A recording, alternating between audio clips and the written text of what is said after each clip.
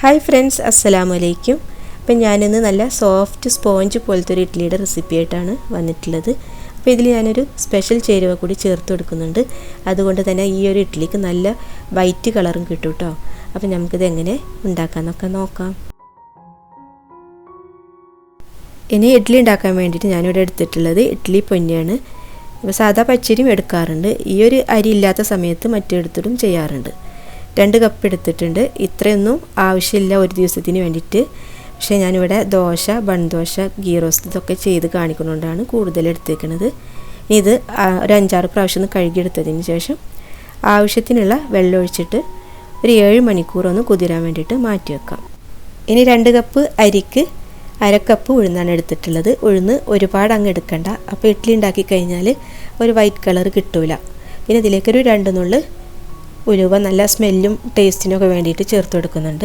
ഇനി ഇത് കഴുകിയെടുത്തിട്ട് കൊണ്ടുവരാം. ഒരു 2-3 പ്രാവശ്യം കഴുകിയാൽ മതി. ഒരുപാട് ഒരതിയിട്ട് കഴുകിയാൽ പിന്നെ ഇതിലത്തെ സ്റ്റാർച്ച് അങ്ങ് നഷ്ടപ്പെട്ടാൽ ഇഡ്ഡലി ഉണ്ടാക്കിയാൽ ഇങ്ങനെ ടെമ്പർ പോലെ ഇരിക്കും, തീരെ സോഫ്റ്റ് ഉണ്ടാവില്ല. അപ്പോൾ ഇത് കഴുകി കൊണ്ടുവന്നിട്ടുണ്ട്. ഇതിലേക്ക് ആവശ്യത്തിനുള്ള വെള്ളം ഒഴിച്ച് കൊടുക്കുക. കുതിരാൻ വേണ്ടിയിട്ട് നമുക്ക് മാറ്റി വെക്കുക. ഈ ഒരു വെള്ളത്തിൽ നിന്നാണ് നമ്മൾ അരിയൊക്കെ അരച്ചെടുക്കുന്നത് കേട്ടോ. ഇനിയാണ് നമുക്ക് സ്പെഷ്യൽ ചേരുവ. 1/4 കപ്പ് ചൗവരി എടുത്തിട്ടുണ്ട്. ഇത് എടുത്തു കഴിഞ്ഞാൽ നമ്മളെ ഇഡ്ഡലിക്ക് നല്ല വൈറ്റും നല്ല സ്പോഞ്ച് പോലെ ഇരിക്കും കേട്ടോ. ഇനി ഇതൊന്ന് കഴുകി കൊണ്ടുവരാം. അരി വെള്ളത്തിലിടുന്ന ടൈമിന് ഇത് വെള്ളത്തിലിടേണ്ട ആവശ്യമില്ല കേട്ടോ. അരി അരച്ചെടുക്കുന്നതിൻ്റെ 1 മണിക്കൂർ മുന്നേ നല്ല തിളച്ച വെള്ളം ഒഴിച്ചു കൊടുത്താൽ മതി. എന്നിട്ട് പിന്നെ ആ ഒരു ചൂടുവെള്ളത്തിൻ്റെ ചൂട് പോകുന്നത് വരെ വെയിറ്റ് ചെയ്യുക. എന്നിട്ട് നമുക്ക് അരച്ചെടുക്കാം. അപ്പോൾ അതാ ഇതും നമ്മൾ ചൂടുവെള്ളം ഒഴിച്ചിട്ട് മാറ്റി വെച്ചിട്ടുണ്ട്.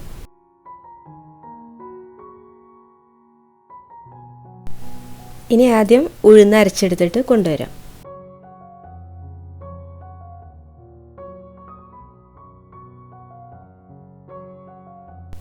ഉഴുന്ന് നന്നായിട്ട് അരച്ചെടുത്തിട്ടുണ്ട്.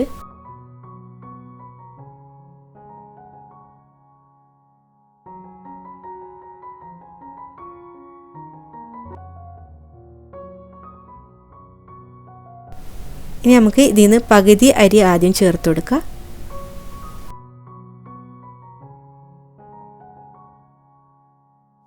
ബാക്കി അരി കൂടെ ചേർത്തിട്ട് അരച്ചെടുത്ത് കൊണ്ടുവന്നിട്ടുണ്ട്. പിന്നെ കുറച്ച് മാവ് ഞാൻ ജാറിലേക്ക് തന്നെ ഒഴിച്ചു കൊടുത്ത് ഇനി അരക്കാൻ ബാക്കിയുള്ളത് ചൗവരിയും ചോറുമാണ്. അപ്പോൾ ചൗവരി 1/4 കപ്പ് എടുത്ത് അതേ അളവിൽ തന്നെ ചോറ് കൊടുക്കുക കേട്ടോ. അതുകൂടെ ചേർത്ത് കൊടുത്തിട്ട് നന്നായിട്ട് നമുക്ക് അരച്ചെടുക്കാം.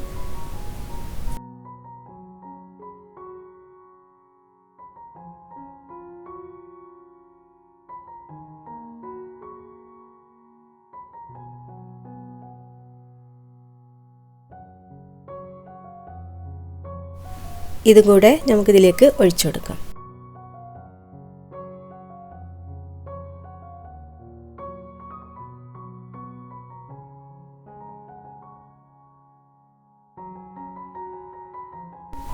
ഇനി നമുക്കിത് സാധാരണ നമ്മൾ ഇഡ്ഡലിയൊക്കെ ഉണ്ടാക്കുമ്പോൾ ചെയ്യാറുള്ളത് തന്നെ കൈ നന്നായിട്ട് കഴുകിയെടുത്തതിന് ശേഷം ഇതുപോലെ നന്നായിട്ട് കൈ വെച്ചിട്ട് ഇങ്ങനെ മിക്സ് ചെയ്തിട്ട് കൊടുക്കുക. അപ്പോൾ ആ ഇഡ്ഡലി നന്നായിട്ട് മാവ് പൊങ്ങി വരാനും പിന്നെ നല്ല സോഫ്റ്റ് സ്പോഞ്ച് പോലെ ഇരിക്കാനും നല്ലതാണ്. ഇതുപോലെ കുറച്ച് നേരം നമുക്ക് പറ്റാവുന്ന ടൈമൊക്കെ നമ്മളിങ്ങനെ ചെയ്യുന്നത് നല്ലതാണ്. ഇത് ബോറടിക്കുന്നുണ്ടെങ്കിൽ നമ്മൾ TV കാണുമ്പോഴും ഒക്കെ വേണമെങ്കിൽ ഇങ്ങനെ കൊണ്ടുവന്ന് വെച്ചിട്ട് ഇങ്ങനെ ചെയ്താൽ മതി. എന്നിട്ട് ഇതൊരു 8 മണിക്കൂറോളം മാറ്റി വെച്ചാൽ മതി. ഇത് നന്നായിട്ട് അപ്പോൾ പൊങ്ങി വരും. പിന്നെ ഒരു കാര്യം പറയാൻ വിട്ടുപോയിട്ടുണ്ട്. ഇതിലേക്ക് ചേർത്തിട്ടുള്ള ഉഴുന്ന് കുറച്ച് നേരം ഒന്ന് ഫ്രീസറിൽ വെച്ചിട്ട് എടുത്തതാണ് കേട്ടോ. നമ്മളെ മിക്സി ചൂടാവാതിരിക്കാനാണ്. ചൂടായി കഴിഞ്ഞാൽ മാവ് പൊങ്ങി വരില്ല, ഇഡ്ഡലി ഉണ്ടാക്കിയാൽ സോഫ്റ്റും ഉണ്ടാവില്ല. അപ്പോൾ കുറച്ച് നേരം അങ്ങനെ വെക്കണം നല്ലതാണ്. ഇനി അഥവാ മറന്നു പോയിട്ടുണ്ടെങ്കിൽ തന്നെ ഇതിൽ വെള്ളം ചേർക്കാവുന്ന സമയത്ത് വെള്ളത്തിന് പകരം ഐസ് ക്യൂബ് ഇട്ട് കൊടുത്താൽ മതി. അപ്പോൾ അതാ 8 മണിക്കൂറിന് ശേഷം നമ്മളെ മാവ് നല്ല പൊങ്ങി വന്നിട്ടുണ്ട്. 8 മണിക്കൂറിൽ കൂടുതൽ വെക്കുകയാണെങ്കിൽ ചിലപ്പോൾ അത് പൊങ്ങിയിട്ട് പുറത്തേക്ക് പോകും. ഇനി നമുക്ക് ആവശ്യത്തിനുള്ള ഉപ്പ് കൂടെ ചേർത്ത് കൊടുക്കുക.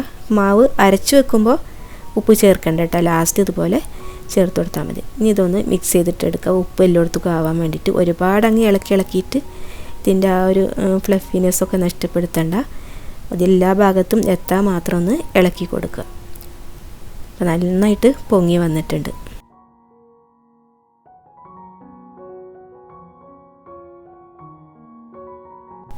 ഇനി നമുക്ക് ഇഡ്ഡലി ഉണ്ടാക്കാം. അപ്പോൾ തട്ടിൽ ഞാൻ ബട്ടറാണ് തേച്ച് കൊടുക്കുന്നത്. സാധാരണ നല്ലെണ്ണയാണ് ഞാൻ ചേർത്ത് കൊടുക്കാറ്, അല്ലാതെ സാധാ ഓയിൽ വെളിച്ചെണ്ണ ഇതൊന്നും ഞാൻ ചേർത്ത് കൊടുക്കാറില്ല കേട്ടോ. അപ്പോൾ എൻ്റെ കയ്യിലിപ്പോൾ നല്ലെണ്ണ ഇല്ലാത്തതുകൊണ്ട് ബട്ടർ ചേർത്ത് കൊടുത്തിട്ടുണ്ട്. ബട്ടർ നല്ലതാണ്, പെട്ടെന്ന് തന്നെ അത് വിട്ട് കിട്ടും ഇതിന്ന്.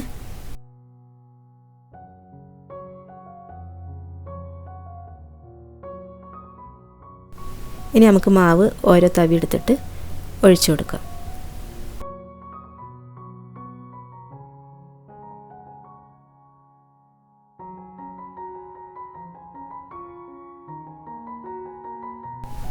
വെള്ളം തിളച്ച് വന്നിട്ടുണ്ട്, നമുക്കതിലേക്ക് ഇറക്കി വെച്ച് കൊടുക്കാം.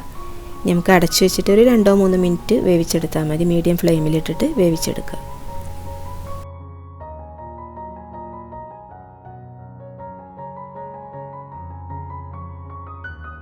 ഇപ്പോൾ ഇഡ്ഡലി വെന്തിട്ടുണ്ടാവും, നമുക്കൊന്ന് തുറന്ന് നോക്കാം.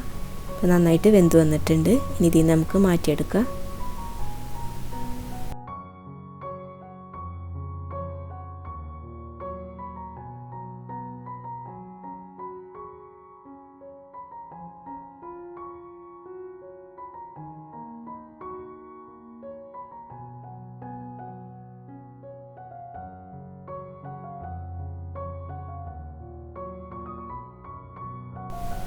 ഇതുപോലെ ഒന്ന് അടത്തിയെടുക്കുക. അപ്പോൾ അത് പെട്ടെന്ന് തന്നെ വിട്ട് കിട്ടിയിട്ടുണ്ട്. ഇത് കണ്ടില്ലേ, നല്ല സോഫ്റ്റ് ഇഡ്ഡലിയാണ് കേട്ടോ. നല്ല സ്പോഞ്ച് പോലെയാണ് ഇത്, തൊടുമ്പോൾ തന്നെ ഇങ്ങനെ അറിയാം.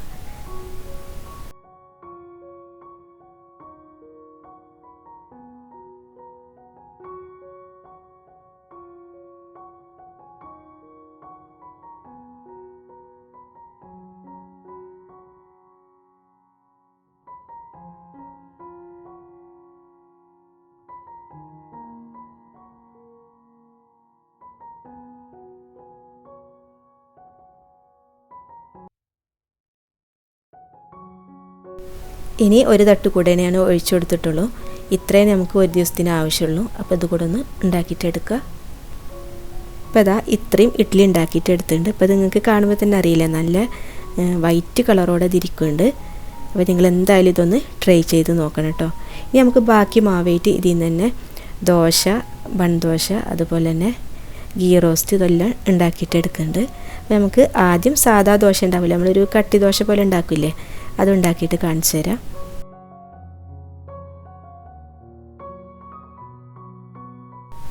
ഇതെല്ലാം ഉണ്ടാക്കുമ്പോൾ ആ മാവിലേക്ക് കുറച്ചൊരു 1/4 കപ്പോളം വെള്ളം ഒഴിച്ചിട്ട് മാവൊന്ന് ലൂസാക്കിയിട്ട് എടുക്കുക കേട്ടോ.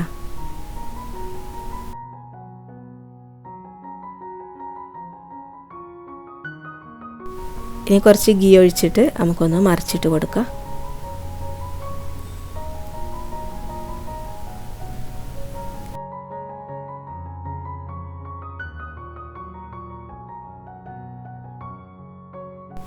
ഇപ്പോൾ ഇതാ മൊരിയാത്ത സിമ്പിളായിട്ടുള്ള ദോശ ഉണ്ടാക്കിയിട്ട് എടുത്തിട്ടുണ്ട്. ഇനി നമുക്കിതിന്ന് നെയ് റോസ്റ്റ് ഉണ്ടാക്കിയിട്ട് എടുക്കാം.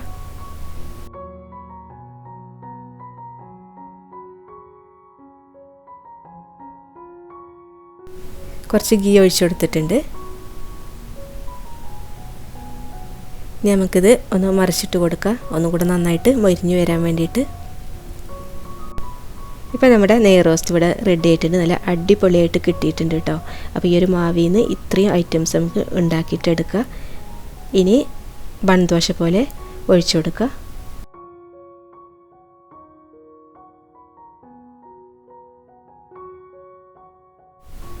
നിറയെ ഹോള് വന്നതിന് ശേഷം അടച്ചു വെക്കുക.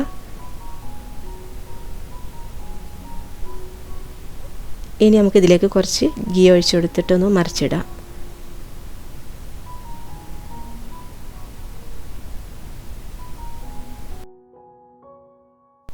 അപ്പോൾ അതാ ഒരേ മാവിൽ തന്നെ 4 ഐറ്റംസ് ഉണ്ടാക്കിയിട്ട് എടുത്തിട്ടുണ്ട്. അപ്പോൾ ഇതുവരെ ഇതുപോലെ ചെയ്യാത്തവരുണ്ടെങ്കിൽ ഒന്ന് ട്രൈ ചെയ്ത് നോക്കുക. ഇൻഷാ അല്ലാഹ് ഇനി നെക്സ്റ്റ് വീഡിയോയിൽ കാണാം.